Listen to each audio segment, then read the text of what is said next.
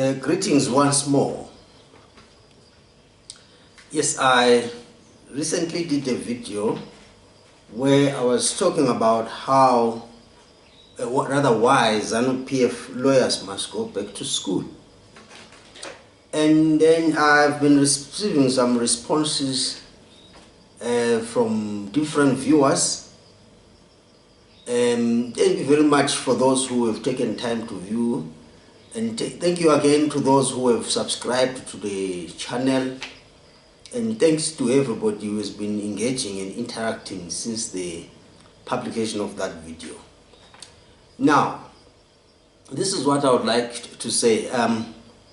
From what I learned through the responses, I realized that there is a lot of work that needs to be done. And I certainly need to give myself more time to covering these subjects. Now, if you have not seen that video, I encourage you to go and look for it, because you will actually learn a lot from it, and your thoughts will be pricked, your mind will be pricked in a way, and you will be able, I guess, to look at things from a different perspective. So once more, let me remind you to subscribe to this channel, to share this channel with your friends, and to engage and to not only listen to these ideas and discussions, but to share them with your friends, and to use these ideas as a basis for discussion, to review them, to interrogate them, to question them, to agree with them and to disagree with them. Because that's how nations are built, that's how societies are built. There is a Ndebele saying which says, we don't all flow in one direction as if we were water. We are not water, so it is only water that seems to take the direction down slope, if one would put it that way. So our discussion today is how Zimbabweans have enabled ZANU PF to abuse them. Now, this is quite a loaded statement. If you are ZANU PF, you are probably getting upset by this kind of a statement, but it is natural for you to be upset. But before, this is not a reason for you to just stop listening and rather listen to the end, so that if you have to engage with me on these issues, then you are speaking from an informed position. So you will not be able to respond, for instance, to my utterances if you have not listened through to the end. So I repeat the title of our discussion: how Zimbabweans have enabled ZANU PF to abuse them. So, number one, there is an assumption or a tentative conclusion or a proposition on my side that the people of Zimbabwe are abused. Number one. And number two, that proposition implies, or rather it identifies ZANU PF as the reason and the source for the abuse. So somebody might say, but ZANU PF liberated the people from the white colonial regime, Smith regime, and so on and so forth. Well, that is true to a very great extent.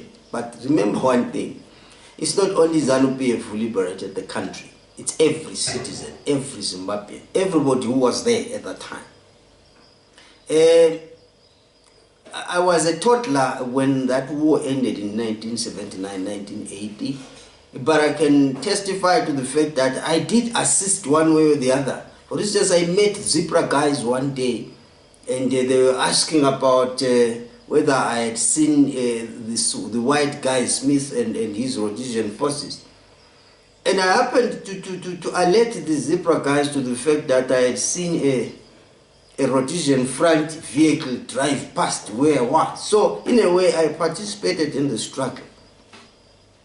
Yes, so there's a lot of contribution that everybody made. But let's zero in on the fact that I have assumed that the people are abused and they are abused by ZANU PF.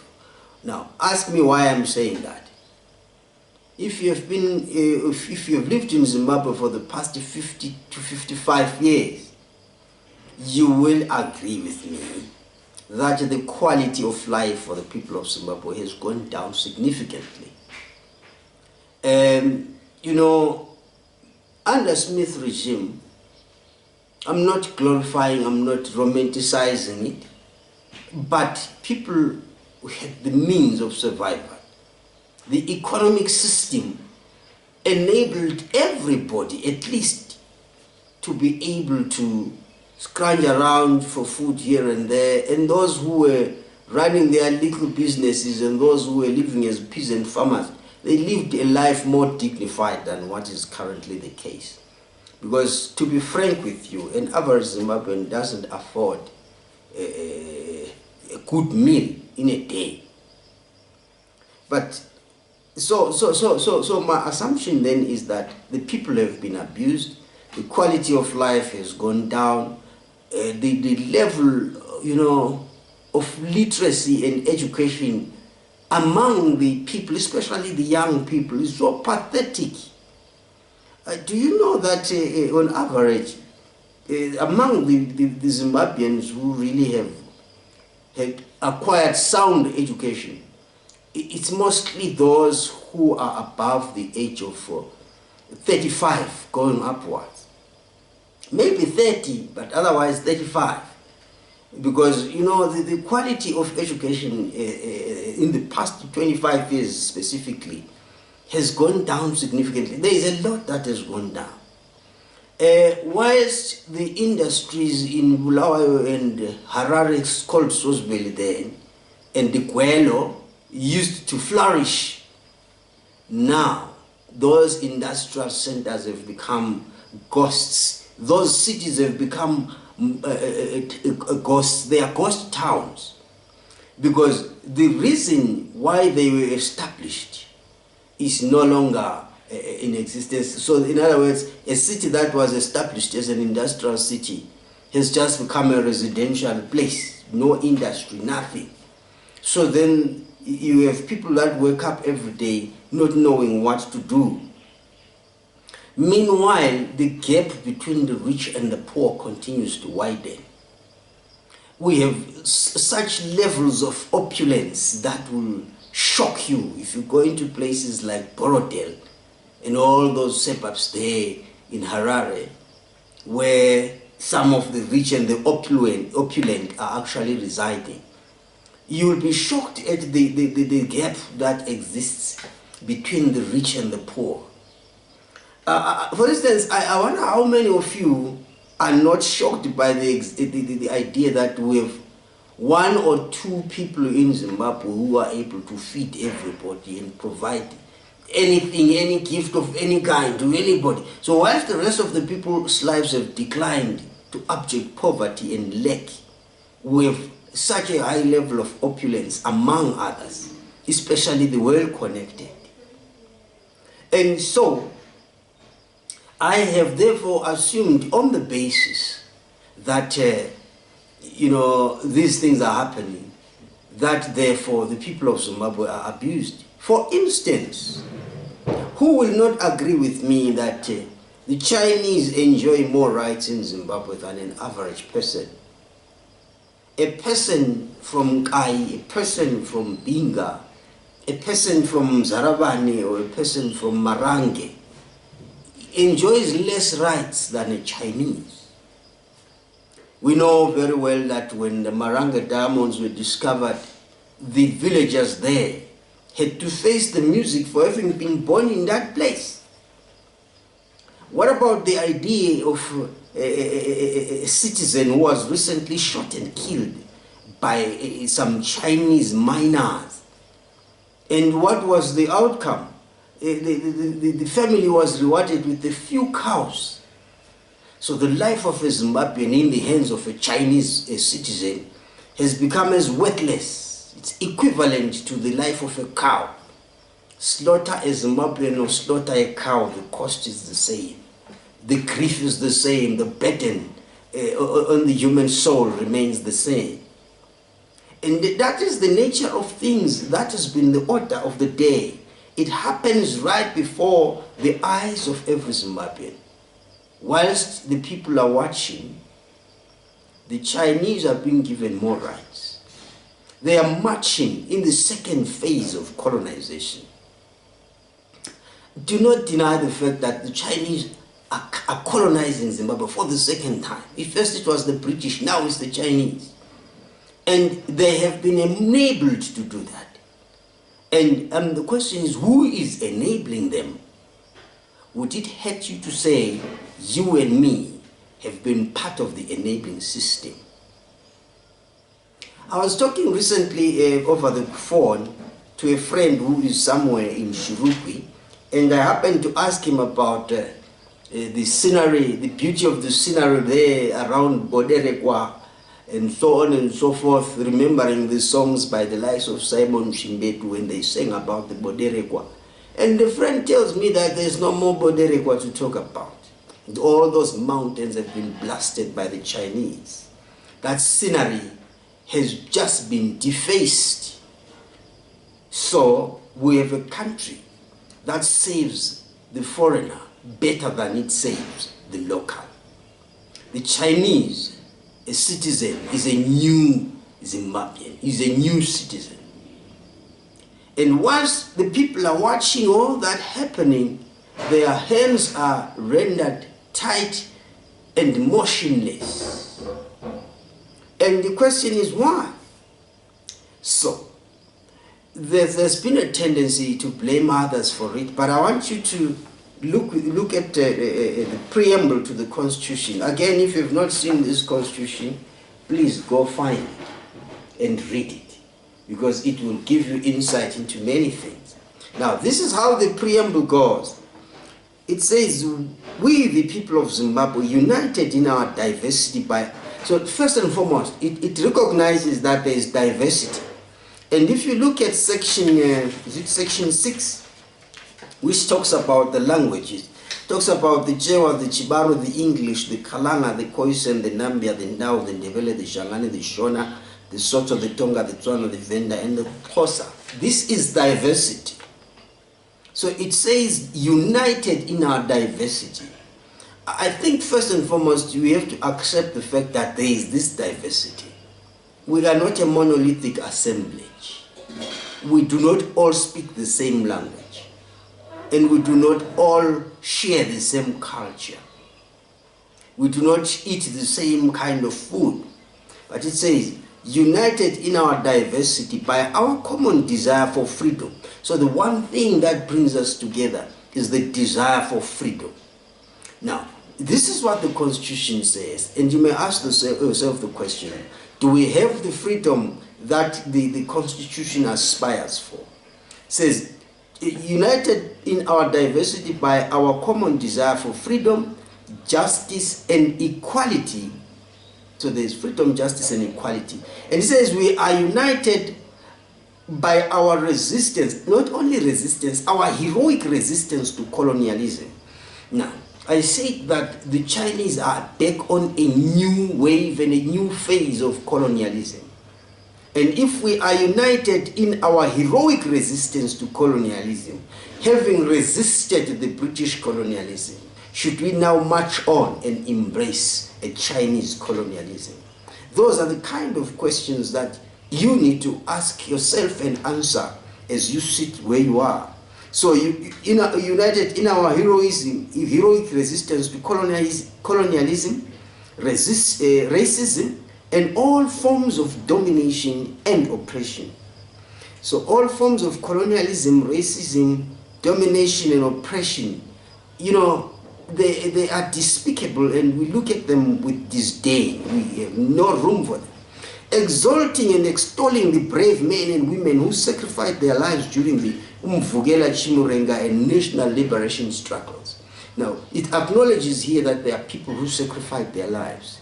There are people who died in resistance to colonialism. we have people who lost their lives. And we are saying, honoring our forebearers and compatriots who toiled for the progress of this country, recognizing the need to entrench democracy, good, transparent and accountable governance, and the rule of law. These are the aspirational values that Zimbabweans all cherish as embodied in the preamble. You know, I haven't read a single section of the Constitution, but I've just looked at the aspirations as they are embodied and entrenched there in the preamble. And my question at the moment is to stop and ask you whether you have read the preamble. The preamble is just a statement which precedes every part, in fact, it's the first thing. Before section 1, you've already got your preamble. It says, recognizing the need to entrench democracy, good, transparent and accountable governance, and the rule of law. I spoke about the rule of law in the other video. Please go check it out. Reaffirming our commitment to upholding and defending the fundamental human rights and freedom. Acknowledging the richness of our natural resources. What are those natural resources? It is the gold, it is the platinum, it is the coal that is being plundered by the Chinese while they enjoy privileged licensing. Contrary to chapter 17, we are going to look at chapter 17 of our constitution. But we are saying these Chinese seem to be enjoying, you know, they are enjoying access to these natural resources. And then celebrating the vibrancy of our traditions and cultures and determined to overcome all challenges and obstacles that impede our progress. Cherishing freedom, equality, peace, justice, tolerance, prosperity, patriotism, in search of new frontiers and under a common destiny. So, it talks here about patriotism. I think for quite some time, the concept of patriotism has been narrowly defined to describe those who belong to a certain political party. But truly speaking, patriotism simply implies love for your country. Now the question will be, do you love your country if you are selling it? Just like Esau, who sold his birthright for a morsel of bread. When concessions and mining rights are being given to foreigners at concessionary terms, whilst the rest of the Zimbabweans have got to flock out of the country because the country serves more and better the foreigner than it does its own citizen. How many children of Zimbabwe have died while crossing the crocodile-infested Limpopo River trying to do for greener pastures in South Africa? How many of those children, and what are they running away from? It's because the terms and the conditions of living in Zimbabwe are unfavorable to them, but they favor the foreigner.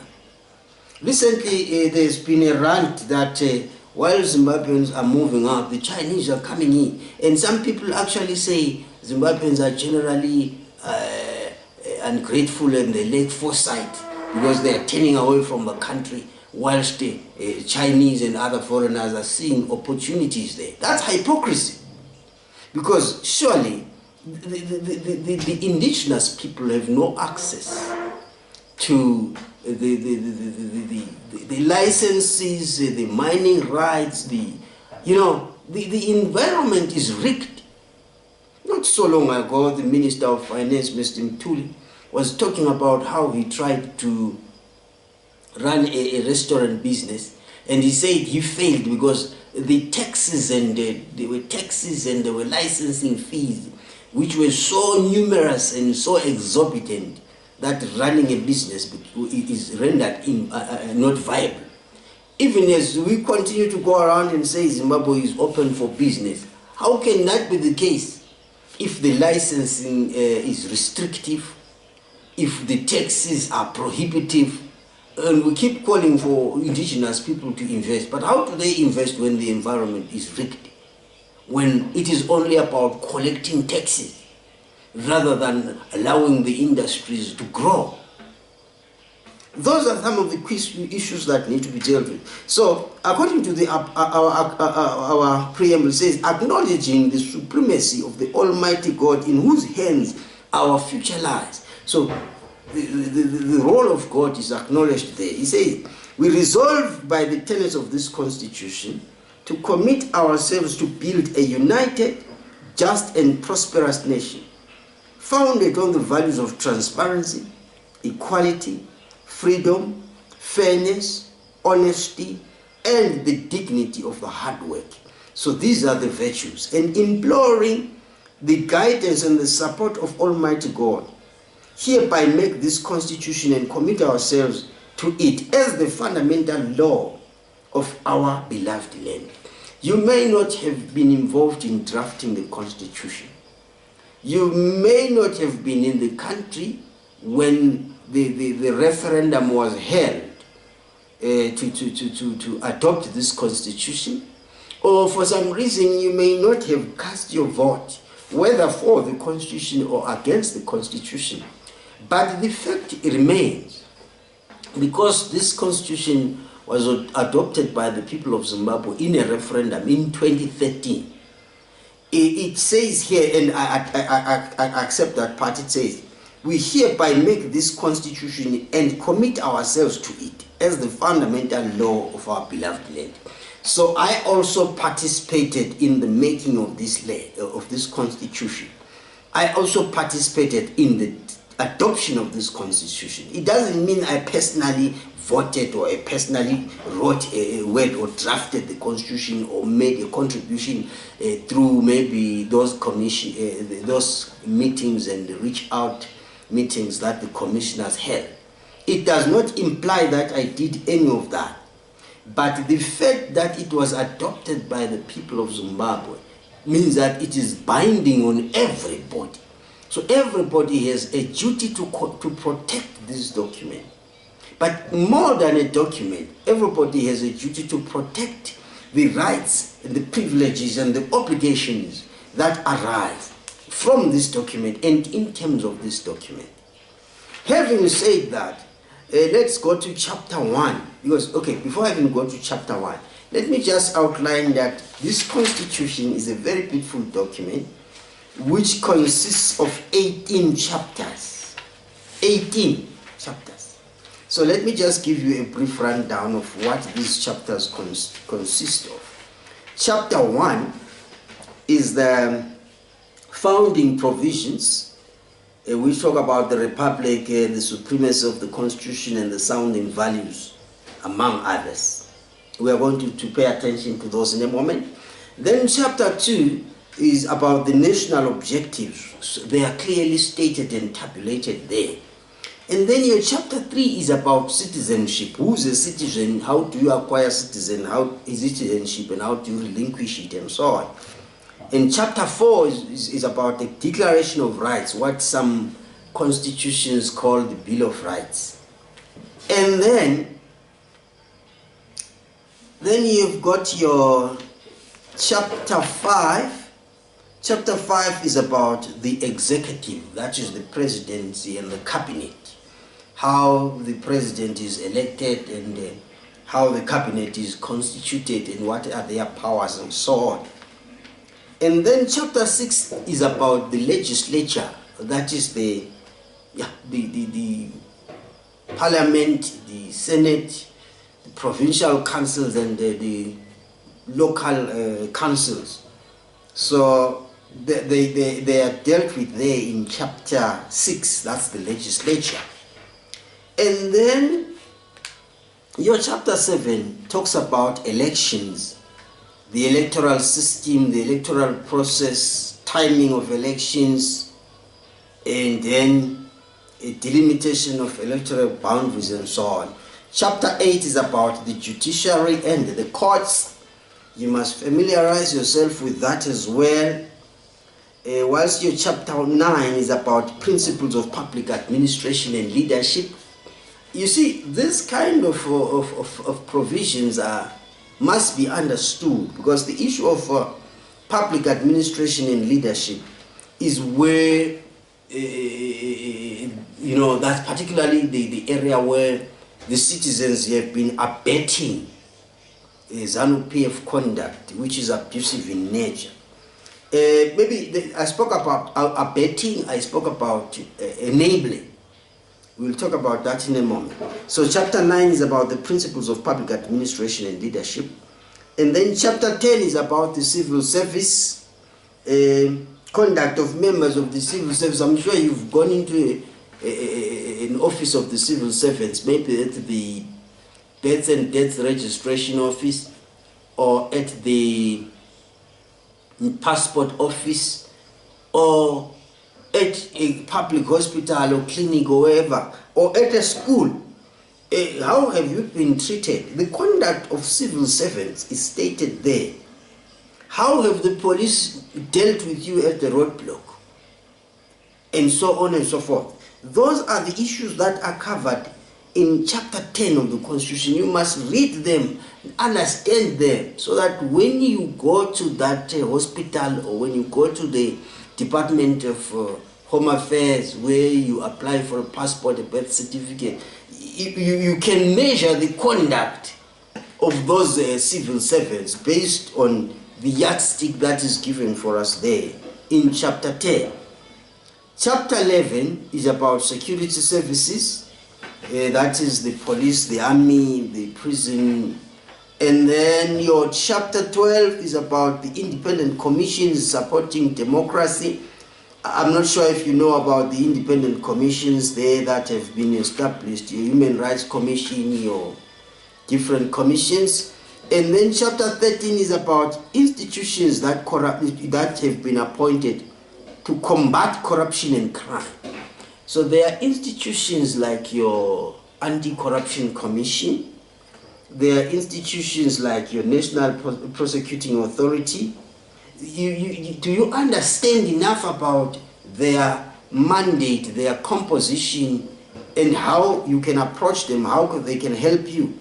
Then chapter 14 is about provincial and local government. And then chapter 15 is about the traditional leaders. How are they appointed? What are their functions? What are their roles? What is your relationship with them? Then chapter 16 is about the agricultural land. In chapter 17, another very important one is about finance, public finance, financial management, the principles of public finance management. For instance, you know very well that Zimbabwe thrives on so many tenderpreneurs, people, men and women who are always winning tenders for every public work program that has got to be undertaken. Whether it's building or constructing a road, the tender goes to so and so. Whether it is building a dam, the tender goes to the same person. Is it building a school somewhere at Madlambuzi, the tender goes to the same person. Or, building a deep tank, simple things that everybody else could do. The principles of public financial management actually outline all the principles, they outline the procedures that must be followed. Because you see, you can't bring people into account, you can't hold people accountable when you do not know what your rights and obligations are as a citizen. Now, the last chapter looks at general and supplementary provisions. Time permitting and allowing, we are going to do a step-by-step analysis of this whole constitution. So if you can stick around with me, I want us to get to a point where we fully understand the constitution. Because citizens who understand the constitution are an asset to their nation, they are an asset to their state, they are an asset to their country. But if you do not know and you are ignorant, there's just no way you can ask relevant questions to those authorities, those in authority. there's no way you can hold them accountable whenever there are abuses. Hence, I am saying Zimbabwe is in the current state that is in because the people have become accomplices with ZANU PF. How has that happened? Because they are ignorant of the very institutions and instruments that have been put in place to assist them. Now, let's come back to chapter 1 and look at chapter 1. I'll look at chapter 1 briefly, and I will also rush to chapter 17. Then we will close the discussion for today. Now, chapter 1 is about the founding provisions.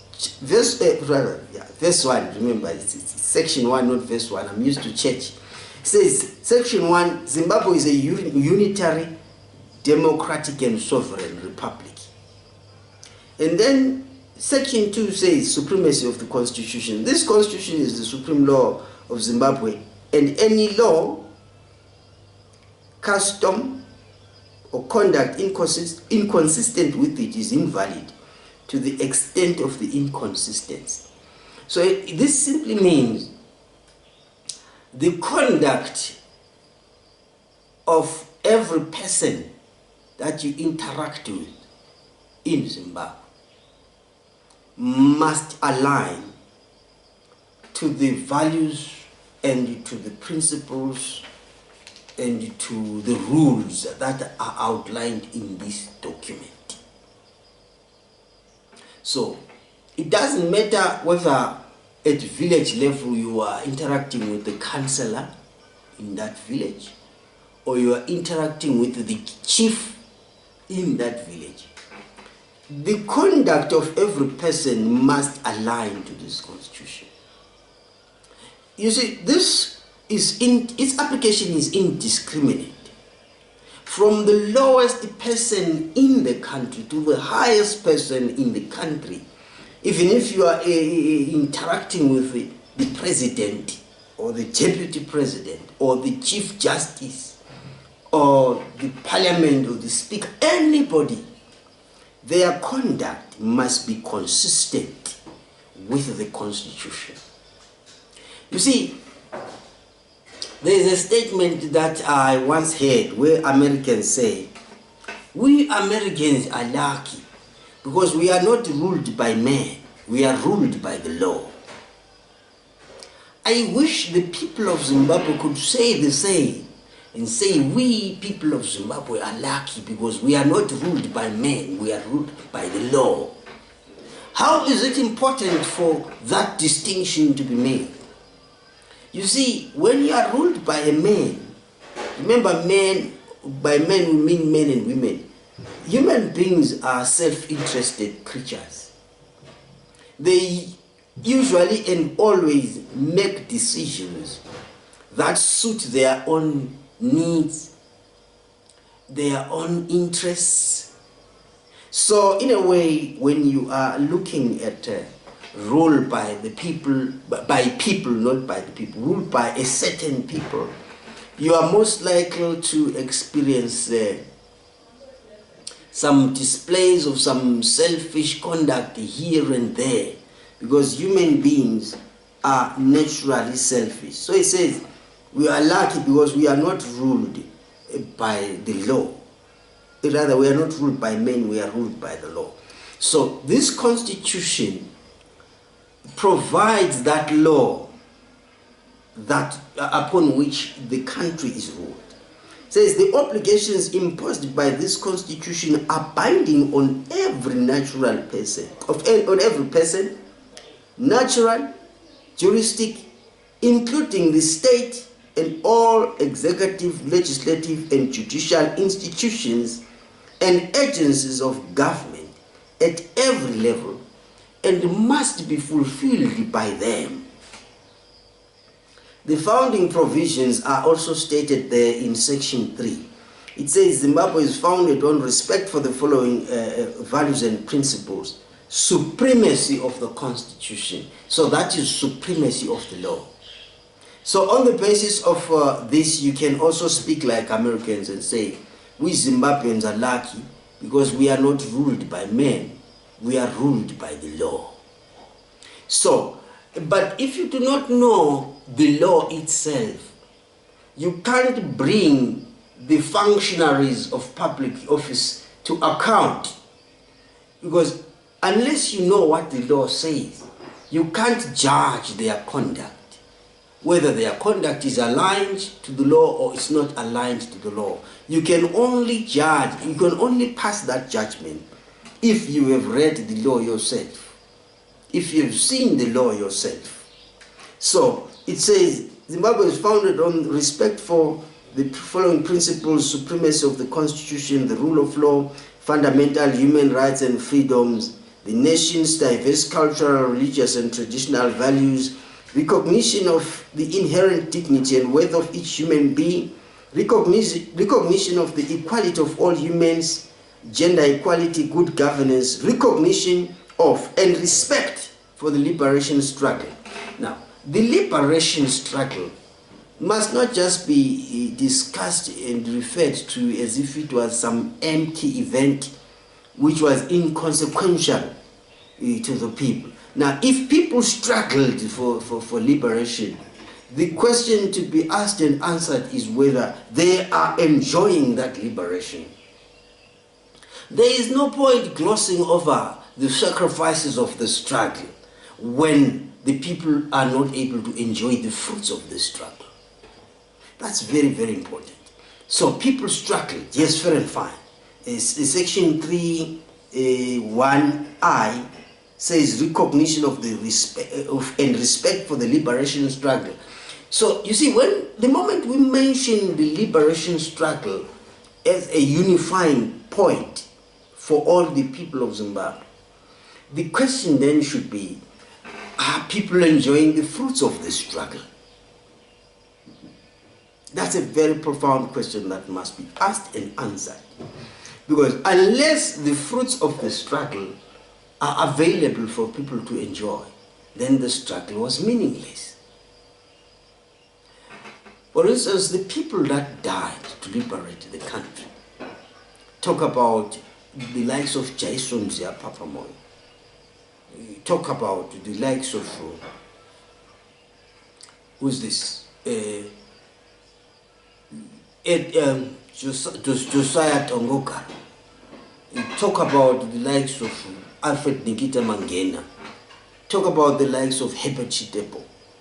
Talk about all those unnamed and unknown soldiers who died in the battles. Those who were killed through the bombings, Smith's bombings, in the camps in Zambia. Some of those accounts, they're so grueling and so touching. So when we talk about, when the president goes to the Heroes' Acre and lays a wreath at the tomb of the unknown soldier, the question to be answered is whether the sacrifice of that unknown soldier has brought any meaningful fruits to the people of Zimbabwe. Are they enjoying the fruits of the sacrifice of that unknown soldier whose blood was spilled while trying to cross the Zambezi, carrying an AK-47 to come and liberate the country in Zimbabwe? The unknown soldier who died at the Hurungwe in the battles between Zipra and the Rhodesian forces. The unknown soldier who died in Lupane, in Cholocho, in Mwangi, in Philabusi.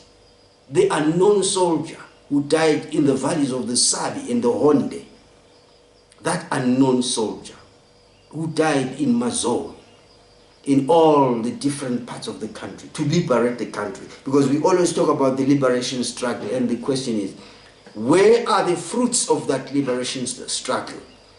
If the children of Zimbabwe have become destitute, homeless vagabonds and tramps, some people have called them international orphans, strewn all over the world, littering the streets of Hillbrow in Johannesburg, the streets of Berea, the streets of Kailicha in Cape Town.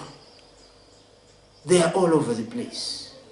All over Gaborone, all over Francistown, all over Maputo, all over Lusaka, and everywhere else in the world. They cry and shed tears with no one to actually wipe out those tears. They are international orphans because their country has become hostile to them. It has become a consumer of the very children that it should be protected. There's a Ndebele saying which says, "Uthango ludla amakhomane." The moment you find the fence consuming the farm products that are supposed to be protected in terms of that fence, then there is a problem. Now then everything else, has become something less to cherish. So we are saying, when we talk about the recognition and respect for the liberation struggle, we are talking about not only the struggle as an event, but the fruits of the struggle are as important as the event. That's very important to take on note of.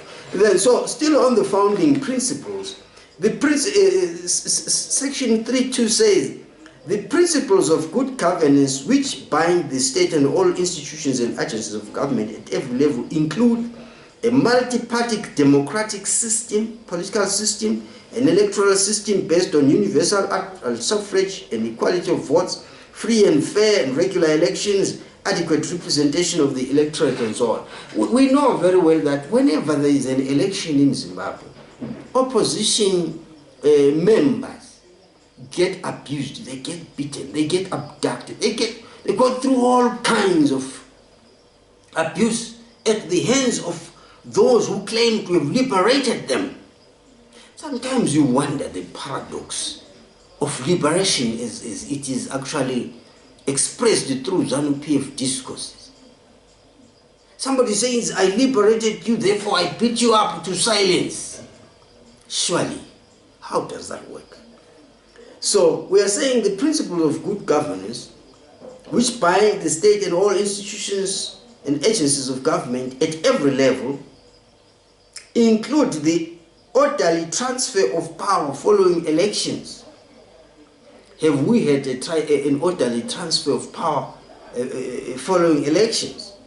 It's a discussion for another day. But in 2008, Morgan Tsvangirai won the election. On a technicality, power was not delivered to him. So, and then respect for the rights of all political parties. And then observance of the principles of the separation of powers. Yes, this is very profound and very important. The separation of powers doctrine, we have the masses, the people of Zimbabwe, the electorate. They are the source of governance, authority. The Constitution makes it very clear in section 88 and section 117, as well as here in section 3, that governance authority is derived from the people. So, in terms of the separation of powers, the power of the people to elect is a very important power, against which there must not be any infringement. Nobody should suspend the people's right to vote. Whenever a 5-year term of office it comes to an end, expires, elections must be declared, people must be given the opportunity to vote and decide and grant a new mandate to the executive and to the legislature. That's very important. And then say so we have the people as a pillar, that is the electorate as a pillar. Then we have the legislature, then we have the judiciary, then we have the executive. So in terms of this separation of powers doctrine, there are 4 legs, rather there are 4 pillars to it. The executive, the legislature, the judiciary, and the electorate. There's been a tendency to leave out the electorate from this, but they are a power in themselves. Respect for the people of Zimbabwe, from whom the authority to govern is derived. This is just what I just said regarding the source of governance authority. Then there is the issue of transparency, justice, accountability, and responsiveness. Now, as we look at chapter 17, the issue of accountability will really come into the fore. Then the fostering of national unity, peace, stability with regard to diversity of languages, customary practices, and traditions.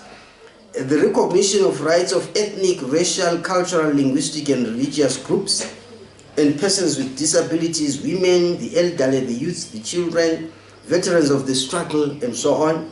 Equitable sharing of national resources, including land, due respect for vested rights and devolution and decentralized governance. So there must be devolution and decentralization of governmental power and functions. Now, these issues are covered much later, but these are some of the founding principles, founding values and principles of the Zimbabwean Constitution. So when you just read section 1, 2, and 3, you realize that in principle, Zimbabwe is a very beautiful country with a very beautiful constitution, very sound principles of governance, as you know, is espoused by this constitution.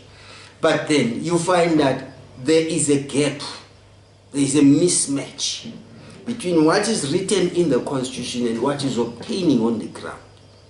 And then this is the part that this discussion seeks to address. Remember, I said the people of Zimbabwe have enabled ZANU PF to abuse them.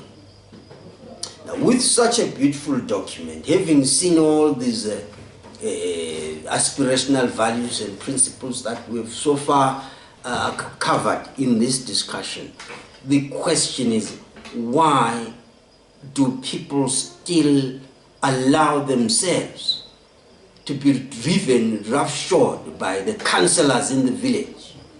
Councillors who have no respect for the people. The chiefs who have now become very political, contrary to this constitution. So why are some of those things happening? I said Zimbabweans are accomplices, one, because they are ignorant. Number one, they do not read. There are not many people who have taken time just bother to read this book, this constitution. Many people don't even have it. They don't have copies of it. But as you see here, let me just go straight to section 7, which says promotion of public awareness of the constitution. The state must promote public awareness of this constitution, in particular by translating it into all officially recognized languages and disseminating it as widely as possible. Now, the question is, have you seen this constitution in your own language? The language that you speak at home, has it been translated into your language? Have you asked your counselor about where the copy is? For instance, I come from a community where people speak isiNdebele. There, I have a duty to ask the counselor, where is the Ndebele version of the constitution? You must also do the same if you come from a Kalanga speaking area, a Venda speaking area, a Tonga speaking area, a Chewa speaking area, a Chibaro speaking area, a Shona speaking area. You must insist on a version of the constitution written in your language so that you can read and understand it. If you have not done so, it means you are allowing this nocturnal monster to rule and run your life based on ignorance. Because you see, as long as there is darkness, you cannot expect those who are in power to give you rights which you are not claiming. You see, one of the most famous statements quoted from Martin Luther, but of course it is actually somehow a paraphrase of a statement from the Bible. It says, light and darkness cannot harmonize.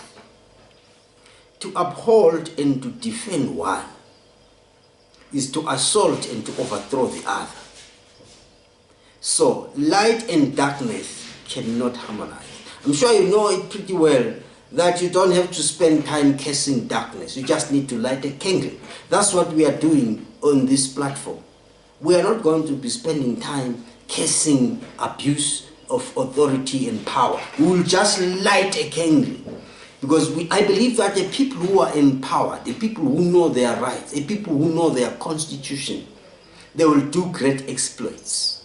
Because they will stand up and begin to ask that chief, ask that councillor, ask that MP, ask that president or vice president, when things are not going according to the constitution. It's not a sign of disrespect to respectfully approach the president or approach whoever and say, sir or madam, I have read in the constitution and this is what it says. But what I am observing in my neighborhood is different and contrary to what is written in the constitution. May we please resolve this difference. It's not disrespect. Because we, the people of Zimbabwe, are lucky. Because we are not ruled by men, we are ruled by the law. That's what it says. So, it says here in section 7, this constitution must be translated into all languages, and the state must promote it by requiring the constitution to be taught in schools. It should be taught in schools as part of heritage studies, as part of the curriculum, and it must also be taught to members of the security services, members of the National Army, members of the Zimbabwe Republic Police, the Zimbabwe Prison Service, the CIO, and everybody who is involved in security. It must also be taught to the civil servants, members of the civil servants, and employees of the public institutions, whether it is ZIMRA, whether it is schools, as I mentioned, wherever the public approaches government for a service, the people who are employed there must know this constitution. And they must not only know it, they must act according to it. And when you get there, you must demand, because you demand the right to be treated according to what the constitution says. Nothing else. If the constitution says I have a right to be treated in a certain way, to be spoken to in a certain way, then the person who is employed by the state to provide me a service, not from his own cost but at the cost of the state, must then be willing to bend down, bend over forward, and provide me the service based on what the constitution demands. But if I do not know what the constitution says, I will not be able to make that demand. As a result, it's going to be difficult for me to bring him to account. So, encouraging all the persons and organizations, including civic organizations, to disseminate awareness and knowledge of the Constitution throughout society. I'm doing this on my own volition. I've not been sponsored to do it, but these are the kind of things. There should be sponsorship for programs like the one that I'm doing. They should be sponsored by the state to teach, because right now I've taken the time to teach about the Constitution. But it is the duty of the state to teach about the Constitution. So, I skipped from section 3, I went to section 7, because I realized that section 7 very much lies at the core of our discussion, where we are saying that knowledge of the Constitution is very, very important. That's why the Constitution itself enjoins and orders and instructs the state to disseminate it. So if the state has not disseminated this document, then this is a cause for concern. Because you must find a copy of the Constitution in the public spaces. It must be there at the police station. When you walk into the police station, whether as a suspect or as a complainant or for any other service, you should be able to have access to the Constitution there. Because your rights are clearly stated, clearly tabulated in this document. And if the document is not made available, how will you even claim your rights? So this document must be available, must be made publicly accessible in the police stations, at the reception areas of the military centers. When you go there for any reason at the military center, you must find it. Soldiers must be informed about it, the police must know it, and everybody, the nurses at the hospital must know about this thing. At the school, every reception office of the school, this document must be available, because Section 7 here says the state must promote public awareness. And as I have said, it must be printed in all the languages and made available. The languages are stated in chapters, in Section 6. All the official languages of Zimbabwe says the following languages, namely Chewa, Chibaro, English, Kalanga, Khoisan, Nambia, Ndau, Ndebele, Shangani, Shona, the sign language, Sotho, Tsonga, Tswana, Venda, and Xhosa. So it must be available in all those languages in proportion. So it's like if you go to places like Mbembe, Abazinduna, or Makandeni, you should find the Xhosa version. When you go to Nkai, you must find the Ndebele version. If you go to Pinga, Karyangwe, all those places, Siapua, Siatindi, you must find the Tonga version. When you go to Plumtree there, or places like your Dombodema and all those other places, there must be a Kalanga version. And when you go to Mpoyengs, you must find Tswana. Well, go to Gwanda, you must find Sotho. Go to Shona-speaking areas of Mashonaland, you must find it. And you see, all those different areas, it must occur in the languages of the local people. So the police station in Gwanda, for instance, must have a Sotho version. A police station at Brunapek must have a Kalanga version, and so on and so forth. So it must be disseminated as widely as possible. Now, Section 4 talks about the national flag, the national anthem, the public seal, and the coat of arms. The national flag is not supposed to be treated as if it were the property of one political party. Because you see, when you politicize things like the national flag and you start associating them with political parties, you then create an impression that those of the different political parties must now begin to look at those flags with suspicion. It must never be politicized. It is actually criminal for anybody to politicize the national flag, the national anthem, or the public seal, or the coat of arms. This must be treated in a neutral manner. They belong to the public. They belong to the people of Zimbabwe. They must not then be, co-opted and used as if they belonged to specific political parties.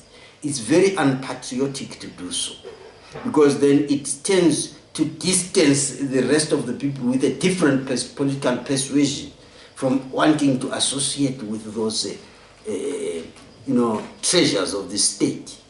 So the national flag, the national anthem, and public seal, and the coat of arms must always be treated as neutral things of the state.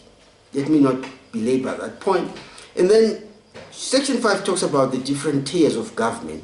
So the tiers of government are as follows. These are levels. We have the national government, where you have got your president, your members of parliament, and then you've got your provincial and metropolitan councils, where you have your governors and your councillors, local government, local authorities, that is to say urban councils as well as rural councils, but by whatever name they are called, to represent and manage the affairs of the people in those local areas or those districts in which those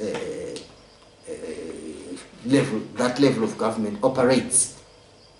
So that's very, very profound. It is very important to take note of that.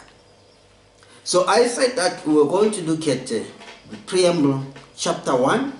I'm going to deliberately skip chapter 2, which talks about national objectives. We'll give it time next time. But I want us to go to chapter 17. Why chapter 17? It's because that's one area where I've seen a lot of abuse. And you see, most of the abuse that people experience in Zimbabwe, particularly to do with their economic positions, emanates from failure to observe the chapter 17 principles. So, economically speaking, chapter 17 is the one designed to empower people to bring accountability on the conduct of the state. So if people are not informed about what happens or what to expect regarding public accountability, the exercise of government power regarding allocation of resources, allocation of budgets, processes of procurement, the use of public funds, and so on and so forth, then you find that, that's where, you know, this abuse thrives.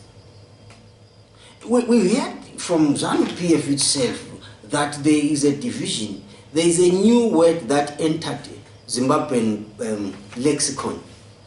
Maybe it was known among the Shona people, but that is Shona people, Shona speaking people, but it has entered parlance across, lexicon across the world called Shishgananda, which didn't know about that word, but we heard it from the ZANU PF members themselves. They are saying among themselves there are some who are called Shishgananda.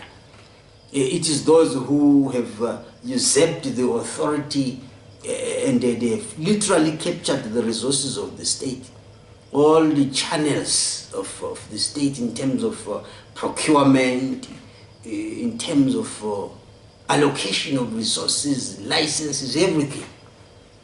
It is those who we hear must be submitted to the Zimbabwe Anti-Corruption Commission, but that's where now we have issues within ZANU PF. You see, if we had just conjured up these ideas on our own and started accusing ZANU PF without having heard it from among themselves, surely we would be rightly described as malcontents and as people who are making into affairs that are not their own.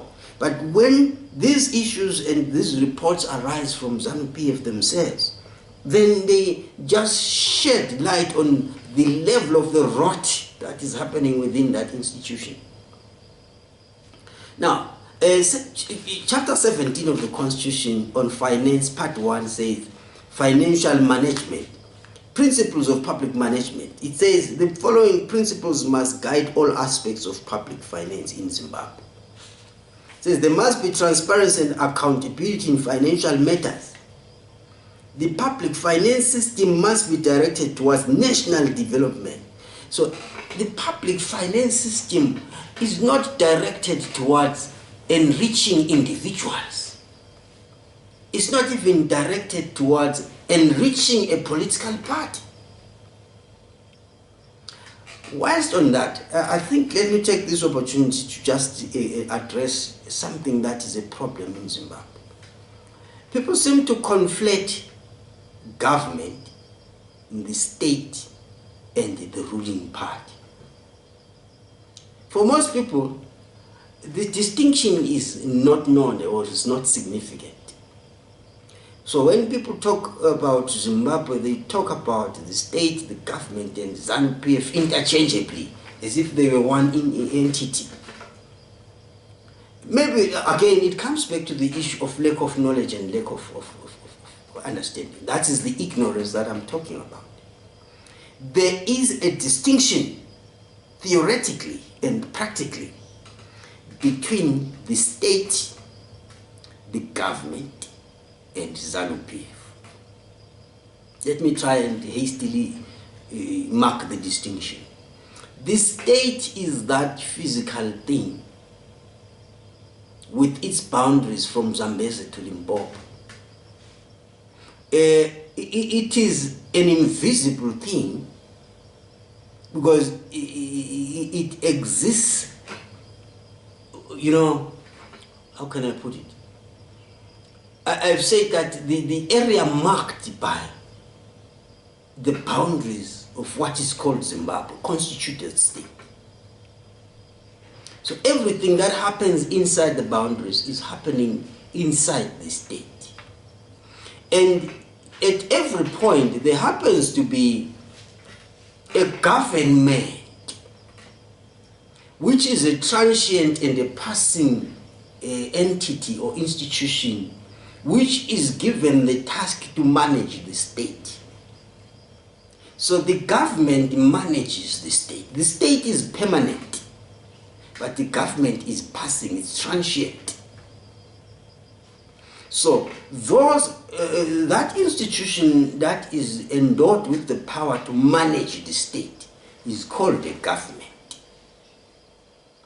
And then the government changes from time to time, where different people, different political parties may be voted in to occupy government.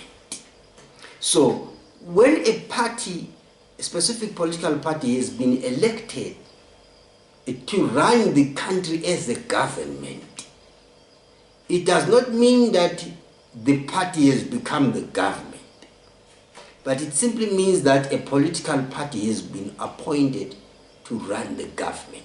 So what then happens is, from Jongwe House, those who are deployed into government, because ZANU PF is the ruling party at the time, when they are at Jongwe House, they behave like ZANU PF members, and they talk and make decisions and interact in their capacity as ZANU PF members. The same applies to the members of the opposition who are deployed into parliament. When they go back to their respective political parties, they wear their political jackets within their political party, and they address issues and interact as members of the political party. But once they are deployed into government, the moment somebody from ZANU PF is in government, the moment somebody from the CCC is in government, or whether it is a ZAPU councillor at local council level, when that person is in government, he does not talk as if he were a member of a political party, because a government does not serve political parties. It doesn't serve members of political parties. It serves the people of Zimbabwe. So even if a ZANU PF member were deployed as a president, or he were deployed as a vice president, the moment he is in the cabinet, he ceases to see life through the lens and the spectacles of ZANU PF.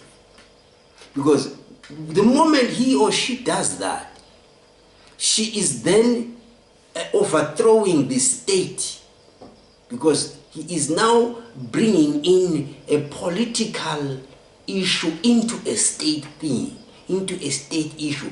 Under normal circumstances, such a person should be dismissed, or he should resign. Because the moment you come into government and speak like you are a member of a political party and start advancing the interests of a political party, you have lost your sense of patriotism. You have actually become a liability to the state, because the state can only and best be protected by those who know how to shed off their political gowns when they leave their offices of political parties and join, or rather be deployed into government. So a president of a country is not expected to stoop very low and talk as if he were a member of a political party. When he goes campaigning during the campaigning period, yes, he is a member of a political party. But when he sits at the State House, he doesn't sit as a member of a political party. He sits as the president of Zimbabwe. So anybody from across the political divide should be able to openly visit the president and have tea with him and, raise their issues, their concerns with the president, because he's the president of the country, he's not the president of a party. So the moment you hear people talking about the president of a party as if he was a president of the country and the other way around, it is a clear indication that they do not understand the theory of the state. And regrettably, even the masses don't understand the theory of the state. That's why they then, from time to time, when they talk about ZANU PF, they talk about government, they talk about the state in conflicted and confusing and convoluted manner, because they do not know how to distinguish. Now, I'm going to do a video on this specific distinction between the state, the government, and the political party. But I think what I've said so far has just been enough to lay the foundation so that you understand this distinction between the state, the party, and the government. So it says, the public finance system must be directed towards national development, not serving the interests of a political party, not serving the interests of well-connected individuals within the state. The burden of taxation must be shared equally and fairly. Revenue raised nationally must be shared equitably between central government and provincial and local tiers of government. Expenditure must be directed towards the development of Zimbabwe, and special provision must be made for the marginalized groups. Now, when we say expenditure must be, or rather revenue must be directed towards, right, it's expenditure that must be directed towards the development of Zimbabwe. Really, it is criminal for money to be hoarded and be used, parceled out to bribe people, where state money is being used by individuals as if it was their private money, where there is lack of transparency, lack of accountability. And we are saying public funds must, financial management must be responsible and fiscal reporting must be clear. You see, this is one area where the people of Zimbabwe need to be highly conscientized and educated.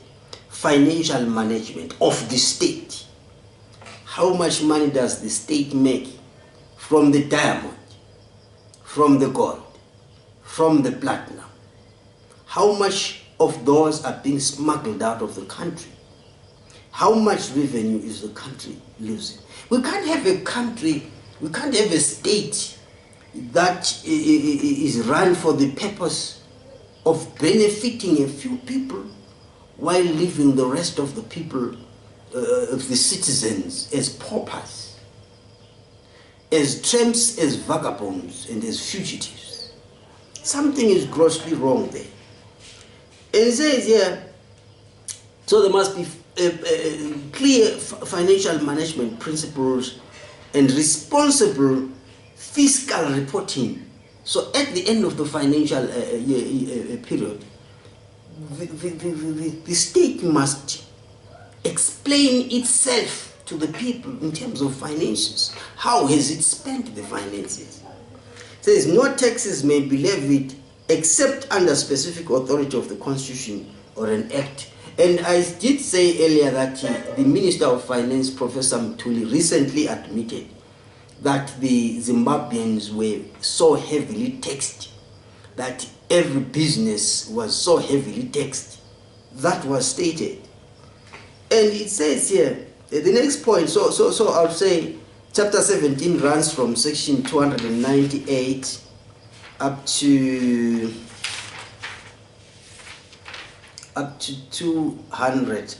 317, and there are so many provisions. I thought that I would cover them. We can't cover them comprehensively in this lecture, otherwise it will become too bulky and too long. But so far we've read section 298 on principles of public management, public financial management. So section 299 talks about parliamentary oversight of the state revenues and expenditure. So the parliament has a duty to oversee how the state is spending. And then limits of state borrowings, public debt and state guarantees.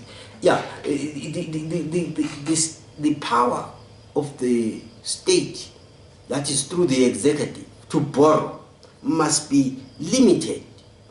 Because you can't have a state that goes borrowing internationally without consulting the people and ending up mortgaging the country to foreign interests. These issues will be discussed. We will discuss them in much greater detail. But whenever the president goes out to borrow money, he must actually get the clearance from the people. Otherwise, you know, we are not talking about a specific president. He get it right. These things theoretically are designed because, you know, presidents are not angels from heaven. And we may have a good president now, but it doesn't mean that we will have a good president succeeding him or her.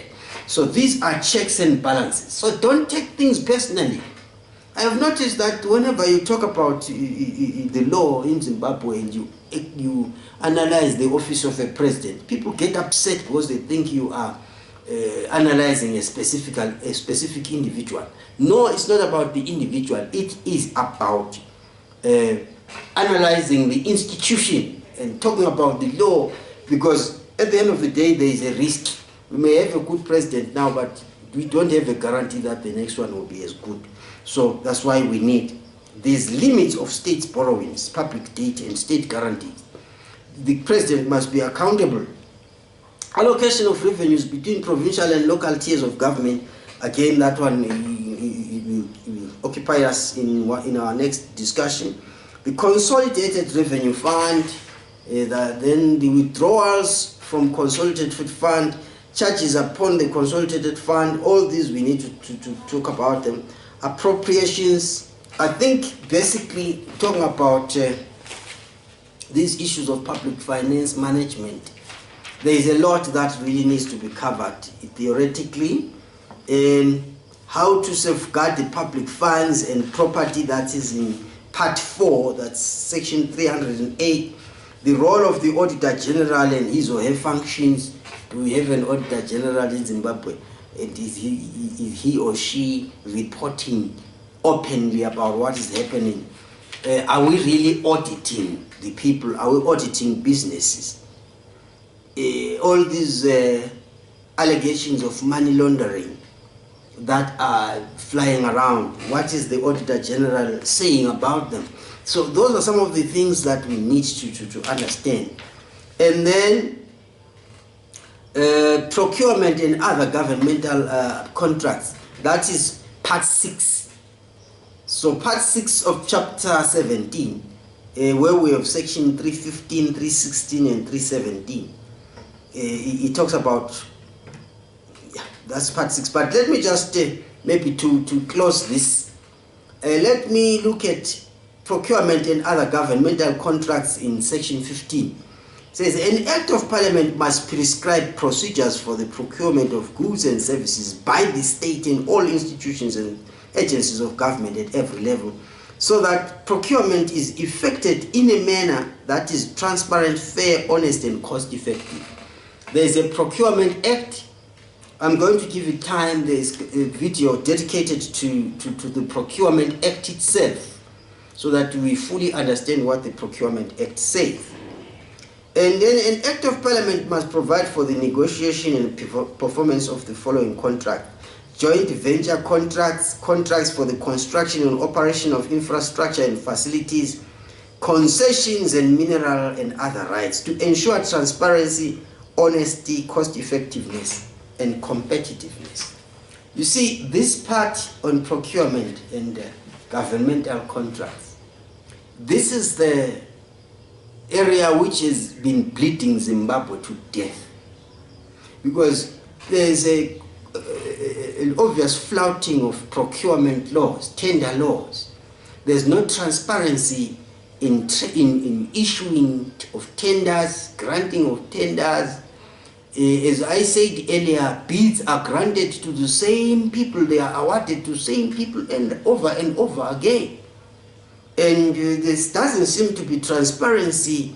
And so the questions are, how can the people be made aware of their rights so that they can also exercise oversight on how these tenders are being given, so how procurement is being conducted at a simple local level, at regional, district level, provincial level, national government level.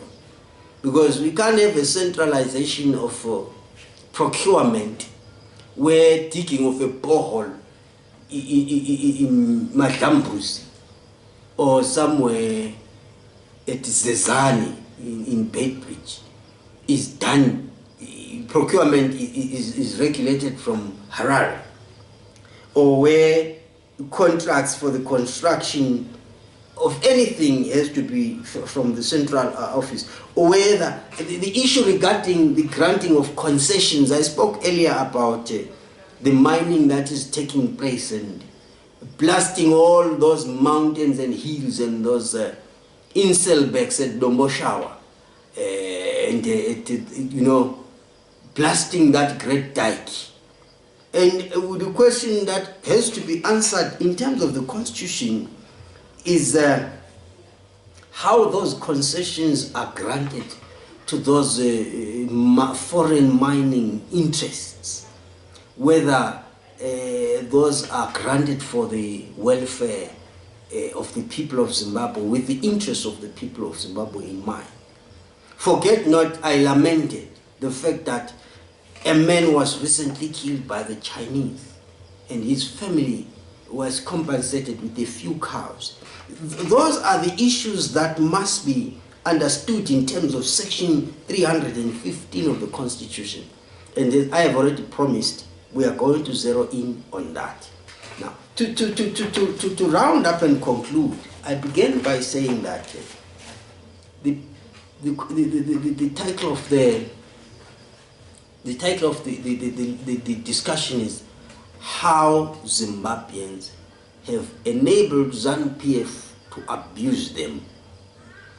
And I mentioned quite a number of things, but ignorance is one of them. And the people of Zimbabwe must hate ignorance. And it begins by learning what the Constitution says. If you can't read it for yourself, follow my videos as I share and talk about the Constitution.